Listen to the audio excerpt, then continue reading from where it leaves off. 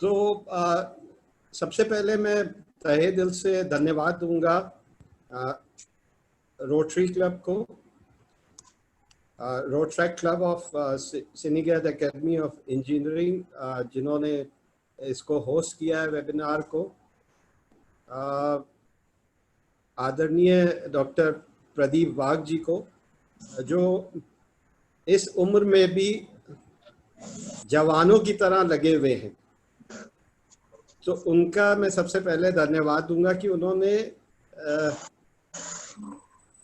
अपनी एज को दरकिनार करके जिस तरह से, जिस ज़ील से एंटरप्राइज एजुकेशन को यहाँ तक लाए हैं, मैं उनका शुक्रगुजार हूँ, because this is the need of the hour. ये आज की ज़रूरत है कि हम अपने बच्चों को एंटरप्राइज एजुकेशन के बारे में बताएं, एंटरप्रेन्योर बनाएं, मतलब उद्यमिता विकास में उनको डालें, जिससे कि सिर्फ जॉब सीखी ना बने, बट जॉब क्रिएटर्स बने। और ये तभी पॉसिबल हो पाएगा जब हम बच्चों को शुरू से ही उनको एंटरप्राइज एजुकेशन, एंटरप्रेन्योरशिप डेवलपमेंट, और ये म्यूट वाघ साहब सबको म्यूट कर दीजिए। मैं एक बार फिर से सबको म्यूट करता हूँ, फिर आप फिर से अनम्यूट कीजिए खुद को, सुनते नहीं है, क्या करें। ठीक है। Okay, I think I have muted all. ठीक है, हमने कर दिया unmute all current and new participants. Yes, ठीक है, ठीक है, अभी ठीक है। आवाज आ रही है? हाँ सर, ठीक है। थोड़ा वो पास ही रखिए माइक आपके। हाँ, तो मैं ये कह रहा था कि हमें जो है बच्चों को जॉब क्रिएटर्स बनाना है, ना कि सिर्फ जॉब सीकर्स। और ये कोरोना के टाइम में, जब कोरोना पेंडेमिक आया, और आप देखेंगे जो एंटरप्राइजिंग बच्चे थे, जो आईटी को जानते थे, जो आईसीटी को जानते थे, और जो ऐप बनाना जानते थे, जो आर्टिफिशियल इंटेलिजेंस में इन्वॉल्व थे, जो लोग एग्रीकल्चर में एक्टिव थे, एंटरप्रेन्योर्स थे, वो आज सरवाइव कर गए। और जो जॉब्स के भरोसे जी रहे थे इतने सालों से, उनकी नौकरियां चली गई, तनख्वाह आधी हो गई, और आगे खतरा भी बना हुआ है। तो ये दर्शाता है कि लॉन्ग रन में एंटरप्रेन्योर्स सक्सेसफुल हो सकते हैं, या ऐसे सिचुएशंस में जहां पे आपदा आती है और एंटरप्रेन्योर्स अपनी जो रोजी रोटी है वो मेहनत करके कमा सकते हैं और लोगों को रोजगार भी दे सकते हैं। तो ये इन बातों से जो है हमें ये साफ जाहिर होता है कि हमें बच्चों को शुरू से ही एंटरप्राइज एजुकेशन की तरफ डालना पड़ेगा। उनको ये बताना पड़ेगा कि उनके पास ऐसे स्किल्स होने चाहिए कि वो सिचुएशन को देखते ही अडेप्ट कर सके। तो रेजिलिएंट यूथ की जब हम बात करते हैं, आगे फ्लेक्सिबिलिटी की जब बात करते हैं, स्किल डेवलपमेंट में भी और एजुकेशन में भी, तो फ्लेक्सिबिलिटी से अडेप्टेबिलिटी आएगी और बच्चे जो हैं अपने को हर सिचुएशन में अडेप्ट कर पाएंगे। तो इन शब्दों के साथ मैं आपको अभी एक प्रेजेंटेशन दिखाता हूं, जो कि है वोकेशनल एजुकेशन इन स्कूल्स पे, and this is in context with the National Education Policy 2020. आपको प्रेजेंटेशन दिख रहा है? हाँ, दिख रहा है सर। ठीक है, तो ये हम बात जो करने जा रहे हैं इसमें व्यावसायिक शिक्षा के बारे में, स्कूल में, विद्यालयों में व्यावसायिक शिक्षा के बारे में हम बात करना चाह रहे हैं।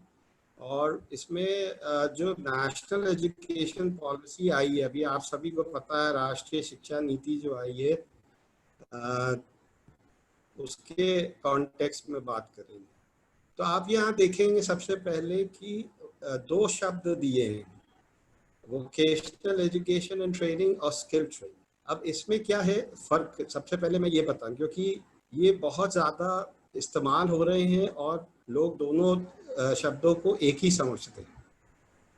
व्यावसायिक शिक्षा और प्रशिक्षण जो है वो नॉलेज, स्किल्स और एटीट्यूड, ये तीनों का समावेश है।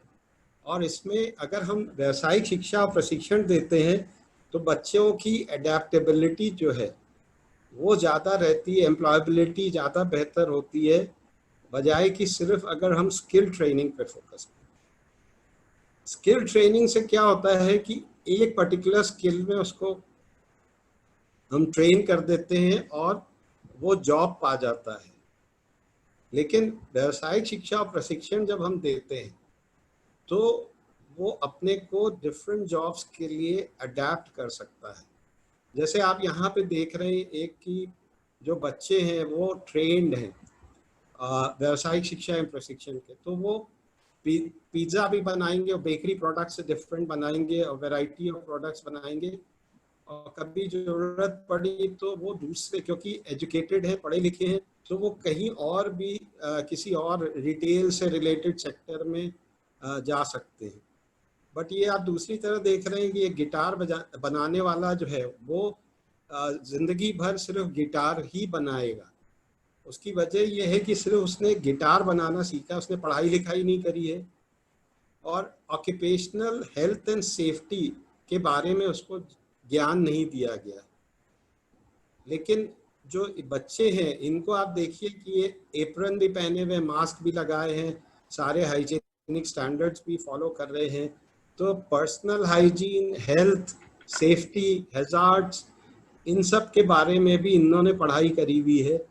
लेकिन जो स्किल ट्रेनिंग, जो सिर्फ एक पर्टिकुलर स्किल लेके और अपना रोजगार करते हैं, जैसे हम देखते हैं कि अनऑर्गेनाइज सेक्टर में कारपेंटर्स हैं, प्लम्बर्स हैं, मेसन्स हैं, उन्होंने क्या है, उस्ताद चेला टेक्नोलॉजी, हम अगर कहें कि उस्ताद से सीखा और उसके बाद चेला बन के उन्होंने पहले काम किया, फिर वो बाद में जाके वो भी उस्ताद बन गए। तो इस तरह से अनऑर्गेनाइज सेक्टर में जो लोग काम कर रहे हैं वो ऐसे सीख के आते हैं। अब हम देखते हैं कि कितने तरह के व्यावसायिक शिक्षा प्रशिक्षण हो सकते हैं। ये 3 भागों में बांटे जा सकते हैं। पहला है फॉर्मल सिस्टम, जैसे हम स्कूल में व्यावसायिक शिक्षा प्रशिक्षण देते हैं, कॉलेजेस में देते हैं, यूनिवर्सिटीज़ में देते हैं। इनफॉर्मल, जहाँ पे वो पूछ के सीखता है, जो हमने कहा जैसे अनऑर्गेनाइज सेक्टर में उस्ताद चेला टेक्नोलॉजी से वो सीखता है।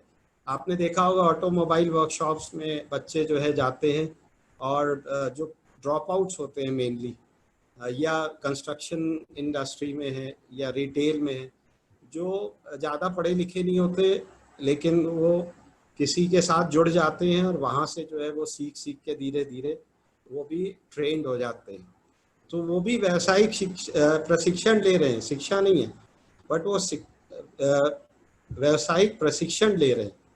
इनफॉर्मल वोकेशनल ट्रेनिंग जो है वो लेके बाहर आ जाते हैं। इसी तरह हम देखते हैं कि ओपन लर्निंग सिस्टम, जो हम open and distance learning system ODL भी बोलते हैं, तो वहाँ पे व्यावसायिक शिक्षा जैसे national institute of open schooling है, वो स्कूल लेवल पे दे रही है। इग्नो है, Indira Gandhi national open university है, जो व्यावसायिक शिक्षा से संबंधित कुछ कोर्सेज चला रही है। तो इस तरह से ये 3 भागों में हम बांट सकते हैं इसको। अब हम आते हैं, एक एक करके लेते हैं। तो पहला है formal vocational education and training system. नहीं जाते आवाज तो आ रही है आवाज आ रही है आपको? हाँ, मुझे तो आ रही है। हाँ हाँ हाँ, चल रहे हैं। आवाज आ रही है? हाँ सर, आ रही है। वो नोटिफिकेशन की आवाज आ रही है, मैं बंद नहीं कर पा रहा हूँ। आप जस्ट कंटिन्यू कीजिए। ठीक है। तो औपचारिक व्यावसायिक शिक्षा एवं प्रशिक्षण सिस्टम की अगर हम बात करते हैं तो वहाँ स्कूल्स हैं, इंडस्ट्रियल ट्रेनिंग इंस्टीट्यूट्स हैं, पॉलिटेक्निक्स हैं, कॉलेजेस और यूनिवर्सिटीज़ हैं, अप्रेंटिसशिप ट्रेनिंग है। इसी तरह हम अनौपचारिक व्यावसायिक शिक्षा एवं प्रशिक्षण की बात करते हैं तो वहाँ पे पीपल लर्न फ्रॉम एक्सपीरियंस। तो क्या है कि उस करते करते सीखते हैं, और एक्सपीरियंस आता जाता है। जैसे हम देखते हैं कि कारपेंटर हम घर में बुलाते हैं, तो वो ज़्यादातर ऐसे होते हैं जो एक्सपीरियंस के साथ सीख के आए हैं, उन्होंने कहीं फॉर्मल वोकेशनल एजुकेशन ट्रेनिंग नहीं ले रखी हो। उसी तरह लर्निंग ऑन द जॉब, जैसे हमने बताया कि ऑटोमोबाइल वर्कशॉप में आप देखेंगे कि वहाँ बच्चे जाके सीखते हैं। फिर लर्निंग फ्रॉम इनफॉर्मल अप्रेंटिसशिप, तो कुछ समय के लिए वो वहाँ जुड़ जाते हैं और वहाँ पे इंडस्ट्री में ट्रेनिंग लेते हैं और उसके बाद अपना या तो खुद का व्यवसाय शुरू कर लेते हैं या वहीं पे ही एब्जॉर्ब हो जाते हैं। तो इस तरह से ये इनफॉर्मल सिस्टम में ये बच्चे जो हैं या बड़े एडल्ट भी काम करते रहते हैं। अब हम आते हैं कि फॉर्मल सिस्टम में क्वालिफिकेशंस कैसे क्या क्या हो सकती हैं और कैसे चलता है। तो हम इसको रिवर्स उसमें लेते हैं। हम बात करते हैं रिकग्निशन और स्किल लर्निंग की, कि इनका असेसमेंट कौन करता है। तो अगर हम स्कूल की बात करते हैं तो बोर्ड्स ऑफ असेसमेंट है, आपको पता है सभी को, हम लोग ने स्कूलों में जो पढ़ाई करी है तो वहाँ पे स्टेट बोर्ड्स होते हैं, सेंट्रल बोर्ड्स होते हैं, जैसे CBSE है, national institute of open schooling है। ये दो बोर्ड्स हैं जो सेंट्रल लेवल पे काम करते हैं। फिर उसके बाद 60 बोर्ड्स हैं, स्टेट बोर्ड्स हैं, और जो स्टेट्स में काम कर रहे हैं। फिर आते हैं कॉलेजेस और यूनिवर्सिटीज़। जब हम हायर एजुकेशन में बात करते हैं तो कॉलेजेस और यूनिवर्सिटीज़ अपना खुद का एग्ज़ाम लेते हैं। अब ये तीसरी एंटिटी जो आप देख रहे हैं, that is sector skill councils. तो करीब 37 सेक्टर स्किल काउंसिल्स बनाई गई हैं, जो जिनके रिप्रेजेंटेटिव्स, जिनको हम एसेसर्स कहते हैं, वो स्कूलों में जाते हैं या यूनिवर्सिटीज और कॉलेजेस में जाते हैं और वहाँ पे जाके स्किल असेसमेंट करते हैं बच्चों का। और एक NSQF का सर्टिफिकेट अलग से दिया जाता है, जो कि नेशनल स्किल डेवलपमेंट कॉर्पोरेशन और सेक्टर स्किल काउंसिल ये मिलके उस सर्टिफिकेट को देते हैं। तो इसका मतलब ये हुआ कि बोर्ड्स ऑफ असेसमेंट होता है और कॉलेजेस यूनिवर्सिटीज़ अपना असेसमेंट करते हैं। और इसके अलावा जब हम रिकग्निशन ऑफ स्किल लर्निंग की बात करते हैं तो ये सेक्टर स्किल काउंसिल्स भी अब असेसमेंट और सर्टिफिकेशन करते हैं इनके साथ। अब हम आते हैं नेशनल स्किल क्वालिफिकेशन फ्रेमवर्क के बारे में बात करते हैं, क्योंकि आपने इसका नाम सुना होगा और इसके बारे में नेशनल एजुकेशन पॉलिसी 2020 में काफ़ी जोर दिया गया है कि हमें इसको डिटेलिंग करनी है, इसके बारे में और लोगों को अवेयर करना है कि ये नेशनल स्किल क्वालिफिकेशन फ्रेमवर्क है क्या, और हम इसको कैसे और विस्तार रूप से चलाएं, जिससे कि हर बच्चा जो भी निकले बाहर वो कॉम्पिटेंट हो। सिर्फ जैसे आदरणीय प्रधानमंत्री जी ने कहा कि सर्टिफिकेट और डिग्री से काम नहीं चलेगा, हमें बच्चों को कॉम्पिटेंट बनाना होगा। मतलब नॉलेज, स्किल्स और एप्टीट्यूड या एटीट्यूड उनका डेवलप करना पड़ेगा, तभी हम जाके बच्चों को इस लायक बना सकेंगे कि वो जॉब्स पा सके या एम्प्लॉयबल हो सके या फिर अपना खुद का वो रोजगार शुरू कर सके। तो NSQF क्या है? It is a competency based framework that organizes qualifications according to series of knowledge, skills and aptitude. इसका मतलब क्या हुआ? जब हम कहते हैं competency comprise knowledge, skills and aptitude, और ये एक ऐसा फ्रेमवर्क बनाया गया है जिसमें 10 लेवल्स हैं, जिसमें क्वालिफिकेशंस को उसी हिसाब से अरेंज किया गया है। मैं इसमें बहुत विस्तार में अभी नहीं जाऊंगा क्योंकि समय कम है, इसलिए मैं आपको ये बताऊंगा कि ये NSQF लेवल्स जो हैं ये डिफाइन किए गए हैं in terms of learning outcomes. अब ये लर्निंग आउटकम्स क्या है? लर्निंग आउटकम्स जो अधिगम निगम जो है उसमें मतलब सीख के जो आउटकम निकल के आएगा उसके बारे में। तो इसमें क्या है कि learning outcomes are the statements which describe what a learner will be able to know and do at the end of the session, unit or outcome। मतलब कोई भी पढ़ाई हम अगर कराते हैं, जैसे क्लास ले रहे हैं, अगर हम कोई 45 मिनट की हमने कोई क्लास ली, तो हमें पहले से पता होना चाहिए कि इस क्लास को लेने के पश्चात बच्चा क्या सीख के यहाँ से जाएगा।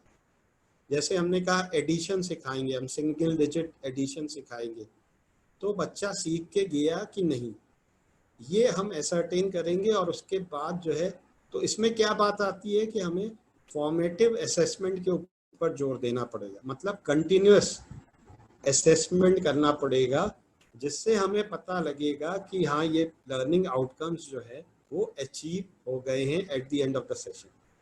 तो ये चाहे फॉर्मल में हो, चाहे नॉन फॉर्मल में हो, चाहे इनफॉर्मल में हो, तो नेशनल स्किल क्वालिफिकेशन फ्रेमवर्क जो है it comprise of 10 NSQF level, 10 इसमें स्तर होते हैं। अब ये कैसे स्तर डिवाइड किए गए हैं, ये मैं थोड़ा सा आपको जानकारी दूंगा कि इसमें क्लास 9th एंड 10th में NSQF लेवल 1 and 2 है।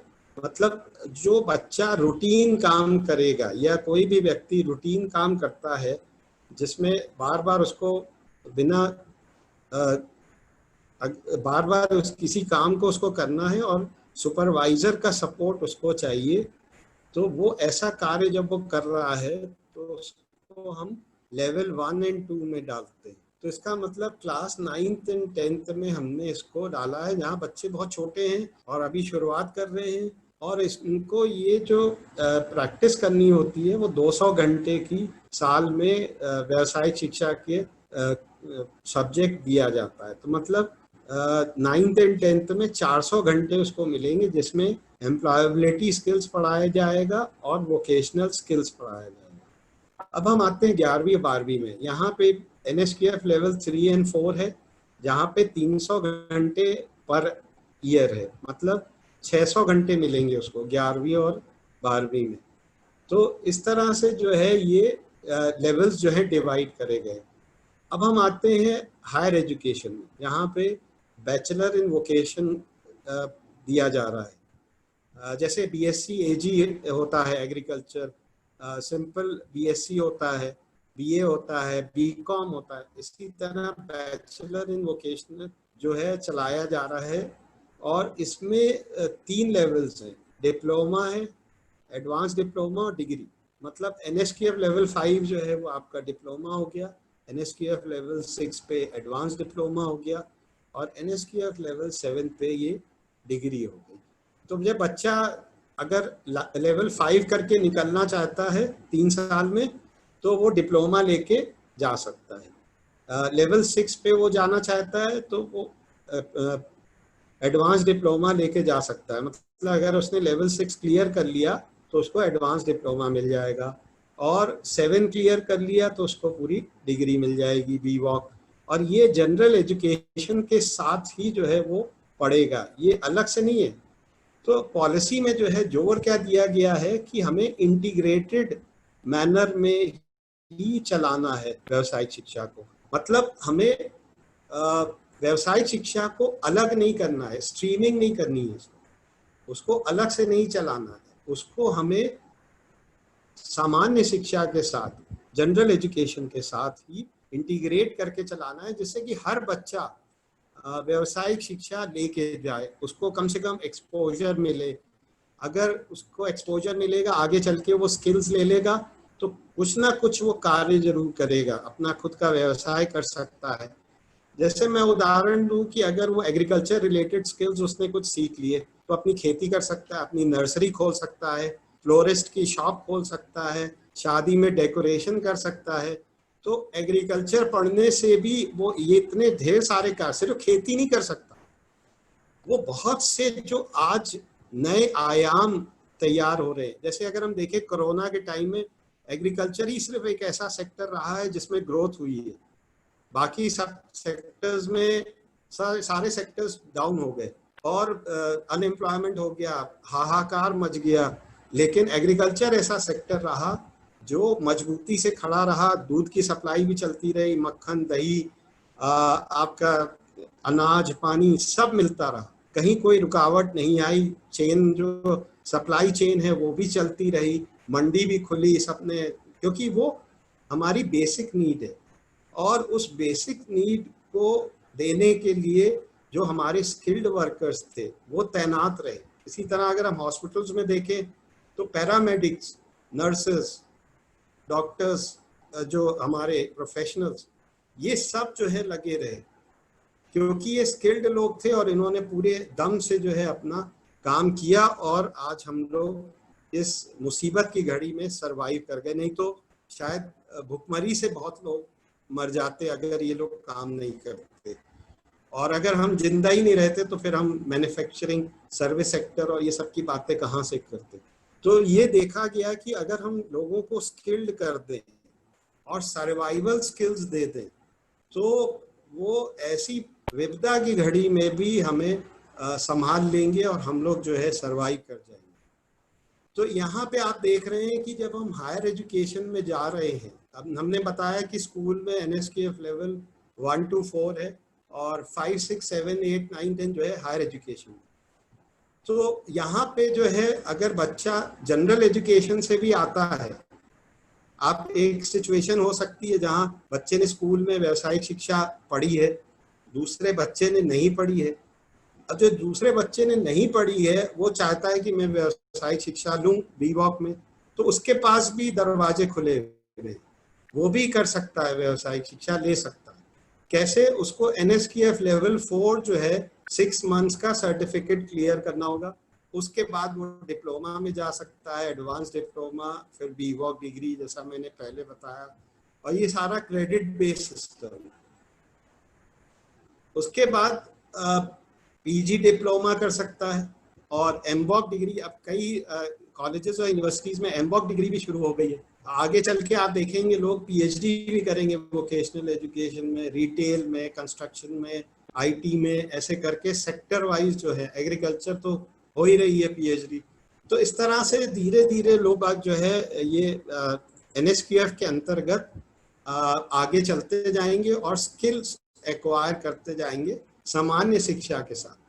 तो यहाँ पे मैं फिर आपको जोर देना चाहूँगा कि दो तरह के हमारे शिक्षण इस समय जो अगर हम बात कर रहे हैं, जो कि एक तो व्यावसायिक शिक्षा है और दूसरी तरफ सामान्य शिक्षा है। इन दोनों का समावेश करने की बात कही गई है राष्ट्रीय शिक्षा नीति में, नेशनल एजुकेशन पॉलिसी 2020 में। अब हम आते हैं इनफॉर्मल सेक्टर में। अब ये NSQF जो है सिर्फ फॉर्मल सेक्टर के लिए नहीं बना है, ये इनफॉर्मल सेक्टर के लिए भी बना है। यहाँ पे क्या कर रहे हैं हम? Recognition of prior learning. जो लोग पहले से सीख के आ रहे हैं सिस्टम में, जैसे कारपेंटर, प्लम्बर, मेसन, ये जो लोग हैं, जो मिस्त्री लोग हैं हमारे, जो काम कर रहे हैं ऑलरेडी, इनको भी तो स्किल्स चाहिए, एडवांस स्किल्स चाहिए, अपस्किलिंग चाहिए, अपग्रेडेशन चाहिए, टेक्नोलॉजी स्किल्स चाहिए। हम कैसे पाएंगे? जब हम उनकी स्किल्स को रिकॉग्नाइज करें। पहले तो हम ये माने कि भाई हाँ, तुम्हारे पास ये कौशल है, अब तुम्हें ये वाला कौशल अगर और ले लोगे तो तुम्हें और बेहतर बन जाओगे। जैसे अगर उसके पास खिड़की बनाने की स्किल्स हैं तो हम उसको दरवाजा, टेबल, कुर्सियाँ, ये सब बनाने की स्किल्स और उसको हम अगर दे देंगे तो उससे क्या होगा कि वो बेहतर तरीके से जो है अपना कार्य सीख लेगा और कर पाएगा, और उसकी इनकम जो है वो भी बढ़ सकती है। क्योंकि जब वो और दूसरे स्किल्स ले लेगा, मल्टी स्किल्ड हो जाएगा, तो आगे चल के वो अपना खुद का व्यवसाय भी शुरू कर सकता है। सिर्फ स्किल, जो एक पर्टिकुलर स्किल पे, जॉब पे डिपेंड नहीं करेगा, वो ठेकेदार भी बन सकता है, वो और भी दूसरे काम शुरू कर सकता है। तो हमें इनफॉर्मल सेक्टर में भी जो है NSQF जो है इसके लिए काम कर रहा है, जिसमें आप देखेंगे जैसे यहाँ पे ऑक्यूपेशंस दिए हुए हैं। हेल्पर मेसन है, अब वो क्या बन सकता है आगे? असिस्टेंट मेसन बन सकता है, मेसन जनरल बन सकता है, मेसन स्पेशल फिनिशिंग बन सकता है, फोरमैन कंक्रीट बन सकता है। तो इस तरह से हम क्या कर रहे हैं कि हम लोगों को सपना दिखा रहे हैं कि देखो, तुम ये जो है अगर नेशनल स्किल क्वालिफिकेशन के अंतर्गत अगर सीखोगे, व्यवसायिक कौशल विकास करोगे, तो तुम्हारा क्या होगा कि आगे बढ़ के इस तरह से तुम निरंतर एक करियर लैडर में चढ़ते चले जाओगे और अपनी इनकम को भी इम्प्रूव कर सकोगे। तो ये इनफॉर्मल सिस्टम में भी हम लोग जो है, सिर्फ फॉर्मल में नहीं, इनफॉर्मल सिस्टम में भी इसको चला रहे हैं। अब हम आते हैं कि जो नई शिक्षा नीति आई है, नेशनल राष्ट्रीय शिक्षा नीति 2020, उसमें करिकुलर स्ट्रक्चर जो है वो चेंज किया गया है। जैसे आप यहाँ पे देख रहे होंगे कि क्या कहा गया है, नीचे आप देखेंगे कि फाउंडेशनल स्टेज कहा है। तो इसमें क्या है, 5 साल इसमें लगाने हैं हमें, और जिसमें 3 साल जो है प्री प्राइमरी रहेंगे, जैसे आंगनवाड़ी में बच्चे पढ़ते हैं या प्री प्राइमरी स्कूल्स में पढ़ते हैं, और 2 साल जो है वो क्लास 1-2 हो गए। तो ये हो गया 5 साल, मतलब 3+2। उसके बाद हम आए प्रिपरेटरी और लेटर प्राइमरी स्टेज, जिसमें 3 साल हैं, तो क्लासेस 3 to 5 हो गई। और उसके बाद मिडिल और अपर प्राइमरी स्टेज आ गया, जिसमें क्लासेस 6 to 8 हो गई, और हायर या हाई और सेकेंडरी स्टेज आ गया, जिसमें 4 साल। पहले क्या था, जो 1986 की जो पॉलिसी थी, नीति जो 1986 में बनी थी और जो रिवाइज हुई थी 1992 में, उसमें 10+2 का स्ट्रक्चर था। मतलब 10 साल आपको पढ़ाई करनी है, मतलब 10 तक पढ़नी है आपको, 10वीं क्लास तक आपने पढ़ी, उसके बाद 11वीं 12वीं मतलब +2 आपका हो गया। लेकिन इसमें जो है नई शिक्षा नीति में, जो राष्ट्रीय शिक्षा नीति 2020 है, उसमें कहा गया है 5+3+3+4। तो इस तरह से जो है स्ट्रक्चर को चेंज करने की बात करेंगे। ये इसलिए किया है कि अर्ली चाइल्डहुड एजुकेशन को हम ज़्यादा जोर दें, क्योंकि वही आधार बनती है, जैसे कहते हैं फाउंडेशनल स्टेज है वो बच्चों की। क्योंकि कहा जाता है कि 8 साल में ही सारे बच्चे, जो 8 साल तक के बच्चे होते हैं, उनमें भाषा को सीखने का सबसे एप्रोप्रिएट स्टेज है। तो फोकस जो है हमें 8 साल तक के बच्चों में भाषा के ऊपर जरूर ध्यान देना होगा कि मल्टीपल लैंग्वेजेस हम सिखाएं। अंग्रेजी हो गई, हिंदी हो गई, उर्दू है, और जितनी भी हमारी भाषाएं, मराठी है, तेलुगु है, कन्नड़ है, ये सारी भाषाओं को हम बच्चों को शुरू में ही फाउंडेशनल स्टेज पे ही उनको हम सिखा दें, आगे चल के या प्रिपरेटरी स्टेज तक उनको हम ये सिखाएं, जिससे कि बच्चा जो है एक स्ट्रॉन्ग कम्युनिकेशन स्किल्स लेके आगे बढ़े।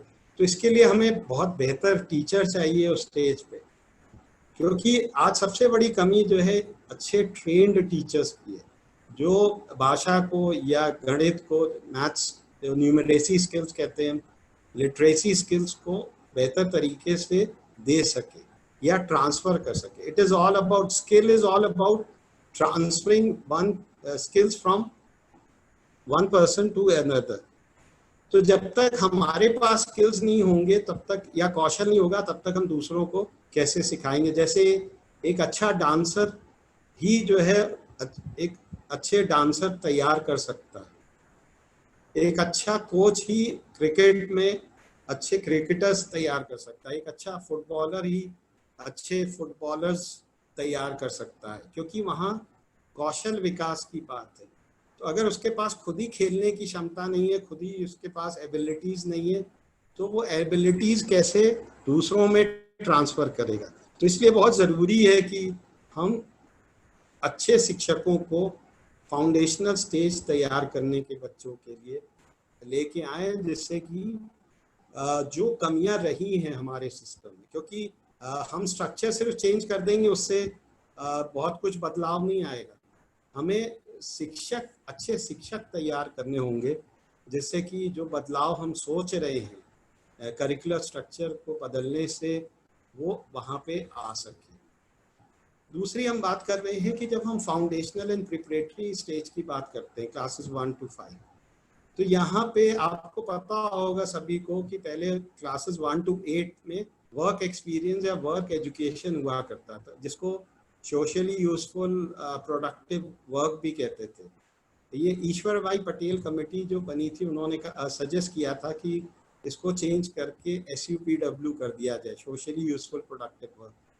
फिर NCF जो नेशनल करिकुलम फ्रेमवर्क आया NCERT का 2000 में, उन्होंने सजेस्ट किया कि इसका नाम वर्क एजुकेशन कर दिया जाए।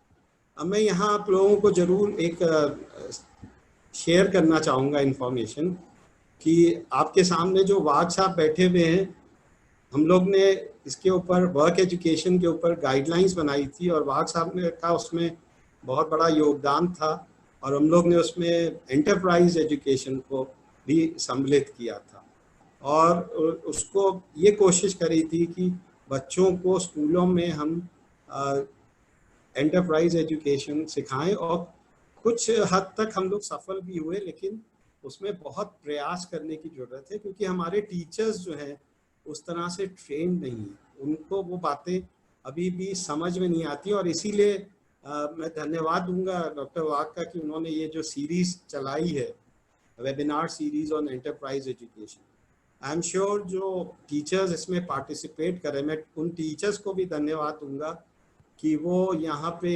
वेबिनार में पार्टिसिपेट कर रहे हैं इसको सीखने के लिए, और मैं उनसे आशा करूँगा कि वो मास्टर ट्रेनर्स बन के और टीचर्स को और प्रोफेशनल्स को ये बताएं कि ये बहुत ही निहायत ज़रूरी शिक्षा है एंटरप्राइज एजुकेशन जो है, और ये आगे चल के जो है हमें इसके जो फल मिलेंगे वो आप इमेजिन नहीं कर सकते। उसकी वजह ये है कि जिस तरह से हमारे देश में अनएम्प्लॉयमेंट बढ़ता जा रहा है और डिग्री सर्टिफिकेट से कुछ हो नहीं रहा है, तो ज़रूरत ये है कि हम ज़्यादा से ज़्यादा लोगों को व्यवसाय लगाने, चाहे वो माइक्रो हो, चाहे स्मॉल हो, चाहे मीडियम एंटरप्राइजेस हो, MSMEs जिन्हें हम कहते हैं, उनको लगाएं, क्राफ्ट में जाएं, नए नए आयाम पैदा करें, नई टेक्नोलॉजी यूज़ करें, आर्टिफिशियल इंटेलिजेंस हो गया, virtual realities, augmented realities, internet of things, ये बहुत से जो नए आयाम, जैसे ड्रोन्स।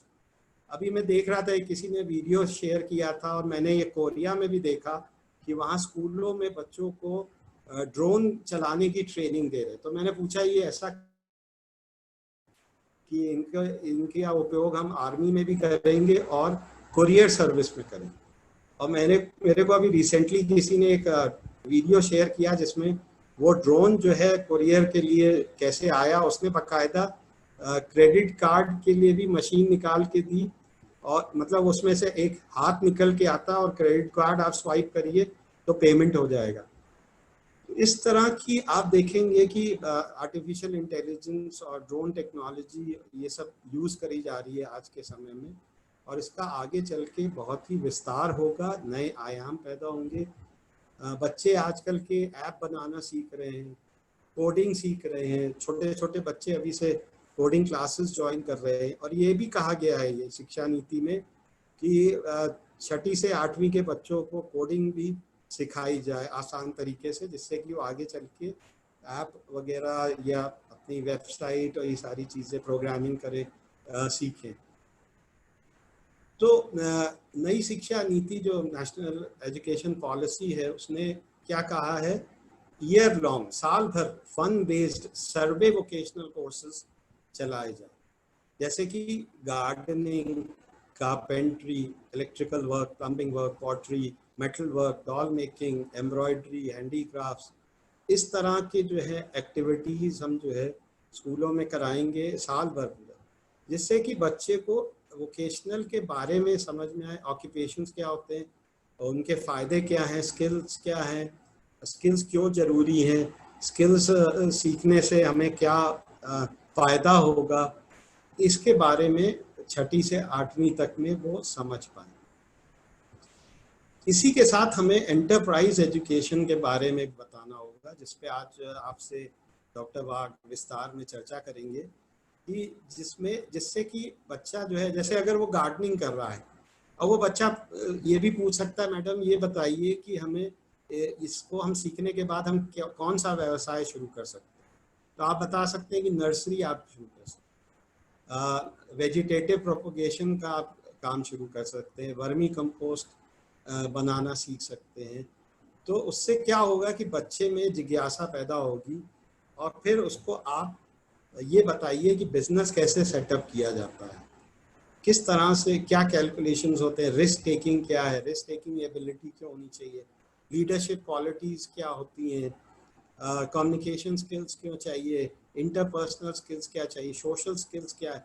तो ऑटोमेटिकली जो है, जो सॉफ्ट स्किल्स की जो हम बात करते हैं या एम्प्लॉयबिलिटी स्किल्स की जो हम बात करते हैं, ये एंटरप्राइज एजुकेशन के थ्रू उसको बेहतर समझ में आ जाएगी और उसको फ़ायदा भी दिखेगा। वो कहेगा अच्छा मैं ये व्यवसाय शुरू कर सकता हूँ इसको सीखने के बाद, तो उसमें वो और ज़्यादा रुचि लेगा। अब हम आते हैं हाई और सेकेंडरी स्टेज, जो 4 इयर्स की बात करी गई है क्लासेस 9 to 12 में। यहाँ पे जो हम चला रहे हैं, जैसे अभी व्यावसायिक शिक्षा जो नेशनल स्किल क्वालिफिकेशन फ्रेमवर्क के अंतर्गत जो चल रही है, वो ऑक्यूपेशन बेस्ड है। जैसे अगर हम एग्रीकल्चर की बात करें तो वहाँ पे कुछ ही एग्जांपल्स दिए हैं और इसके और ज़्यादा बारे में पढ़ने के लिए आप हमारी वेबसाइट पे जा सकते हैं, pssciv.ac.in, पंडित सुंदरलाल शर्मा केंद्रीय व्यावसायिक शिक्षा संस्थान, Pandit Sunderlal Sharma central institute of vocational education. आप नोट कर लीजिए इसको, अगर आप गूगल में टाइप करेंगे तो आप हमारी ऑटोमेटिकली वेबसाइट पे चले जाएंगे और वहाँ पे आप देखेंगे कि 17 के सेक्टर से रिलेटेड हमने जो है जॉब रोल्स के लिए करिकुलम, किताबें, पीपीटीज, वीडियोस, ये सब बना के डाले हुए, जिनको आप जरूर देखें, उससे आपको और ज्ञान मिलेगा। मैं यहाँ समय ज़्यादा नहीं है इसलिए मैं ज़्यादा इसको विस्तार से आपको नहीं बता पाऊँगा।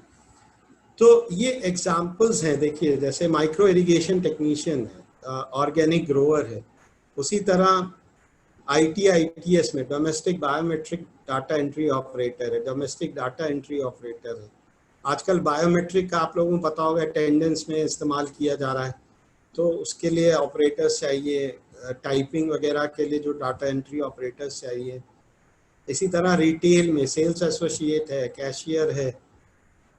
उसी तरह अब हम आते हैं कि ये जो जॉब रोल्स हैं इनके लिए क्वालिफिकेशन पैक्स बनाए जाते हैं जिसमें नेशनल ऑक्यूपेशन स्टैंडर्ड्स होते हैं कि किन स्टैंडर्ड को हम ध्यान में रखते हुए करिकुलम को तैयार करें, पाठ्यक्रम को हम कैसे तैयार करें। तो ये हमें स्टैंडर्ड जो है इंडस्ट्री में जो रिप्रेजेंटेटिव्स हैं, सेक्टर स्किल काउंसिल्स, जैसे एग्रीकल्चर सेक्टर स्किल काउंसिल है, रिटेल सेक्टर स्किल काउंसिल है, ITS सेक्टर स्किल काउंसिल है, टूरिज्म एंड हॉस्पिटैलिटी सेक्टर के स्किल काउंसिल है।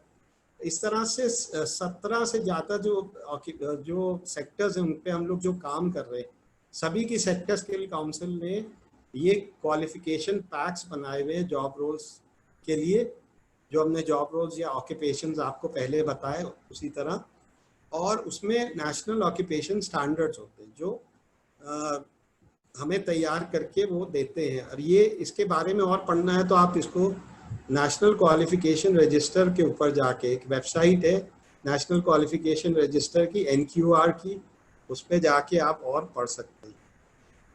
अब जो हम स्कूल करिकुलम की बात करेंगे उससे पहले मैं बता दूं कि जो भी करिकुलम जो नॉस बेस्ड होते हैं, क्वालिफिकेशन पैक, क्योंकि ये qualification pack national qualification committee जो है, नेशनल स्किल क्वालिफिकेशन कमेटी, उसके द्वारा जो है अप्रूव्ड होते हैं।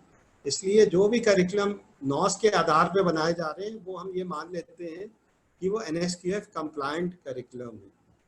हम लोग जो स्कूल के लिए बना रहे हैं वो लर्निंग आउटकम बेस्ड करिकुलम बना रहे हैं और ये भी नॉस के आधार पे बना रहे हैं और इनको जो है जॉब रोल के हिसाब से हम तैयार कर रहे हैं। इसके बारे में आप और ज़रूर पढ़ें हमारी वेबसाइट पे जाके। यहाँ पे 2 तरह की हम स्किल्स दे रहे हैं करिकुलम में। करिकुलम के द्वारा हम 2 तरीके के स्किल्स दे रहे हैं। एक है एम्प्लॉयबिलिटी स्किल्स। अब आप देखेंगे नाम में ही ये छिपा हुआ है कि एम्प्लॉयबिलिटी स्किल्स से हम क्या समझते हैं, एम्प्लॉय एबिलिटी। तो इसको सीखने के बाद जो है आपको एम्प्लॉयमेंट की एबिलिटी मिल जाती है। तो क्या मतलब हुआ कि आप एम्प्लॉयबिलिटी स्किल्स अगर ले लेते हैं तो आप आगे चल के आपको रोजगार मिलने में आसानी होगी। उसके साथ है वोकेशनल स्किल्स, व्यावसायिक शिक्षा से संबंधित जो कौशल है। एम्प्लॉयबिलिटी स्किल्स में हमने 5 मॉड्यूल रखे हैं। एक तो है communication skills, self management skills, ICT skills, entrepreneurship skills और ग्रीन स्किल्स। तो ये ग्रीन स्किल्स जो है ये फर्स्ट टाइम हम लोगों ने इसको इंट्रोड्यूस किया है। टेक्स्ट बुक्स इसके लिए हमने बनाई हैं, स्लाइड प्रेजेंटेशंस बनाए हैं और वीडियोस हम लोगों ने तैयार किए हैं। तो मैं मेरे ख्याल से मेरा समय समाप्त हो रहा है यहाँ पे, तो मैं धन्यवाद दूंगा आपके पेशेंट हियरिंग के लिए आप सभी का। और इससे जो मैं थोड़े समय में जितना भी मैं इसको आप लोगों को बता सकता था मैंने यहाँ पे बताया। आगे अगर और मौका मिलेगा तो मैं इसमें और विस्तार से आप लोगों के साथ चर्चा, क्योंकि नेशनल एजुकेशन पॉलिसी में काफ़ी बातें कही गई हैं व्यावसायिक शिक्षा को लेके, और इसको मेरा आपसे अनुरोध है कि आप ज़रूर इसके बारे में पढ़ें। राष्ट्रीय शिक्षा नीति के बारे में इंग्लिश और हिंदी दोनों में डॉक्यूमेंट मिनिस्ट्री ऑफ एजुकेशन जो है शिक्षा मंत्रालय उसके ऊपर अवेलेबल है, उसकी वेबसाइट पे। इसको आप डाउनलोड करें और इसके बारे में और ज़्यादा जो है विस्तार से पढ़ें, और फिर हम हो सकता है अगले सत्र में चर्चा करें। मैं डॉक्टर वाघ साहब को फिर से एक बार धन्यवाद देना चाहूँगा इस अपॉर्चुनिटी के लिए, और आगे अगर और समय मिलेगा तो हम लोग आपके फीडबैक के अनुसार आप लोग जरूर इसको डॉक्यूमेंट को पढ़ने के बाद अपने जो प्रश्न है कुछ और बातें अगर आपको इसके बारे में पूछनी है तो ज़रूर पूछें, और फिर उसके बाद हम लोग इस पे आगे चर्चा करेंगे। धन्यवाद।